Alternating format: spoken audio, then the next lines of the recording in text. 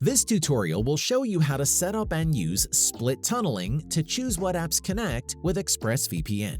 Start by clicking the burger icon in the top left corner. Choose Options. At the bottom of the General tab, you should see the Split Tunneling heading. Check the Manage Connection box. Press Settings. If you want all but a few of your apps to use the VPN, then choose the Do Not Allow option.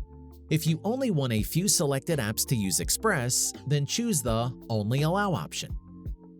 Press the plus icon at the bottom. A list of apps will load. If any of the apps you want to add are here, then check the box next to them. Alternatively, click the Add Another App button. Locate and open the application file for the program you want to add. Press OK to confirm. If you want to remove an application, then select it and press the minus. Press OK, then OK once again. The ExpressVPN split tunneling will now be set up.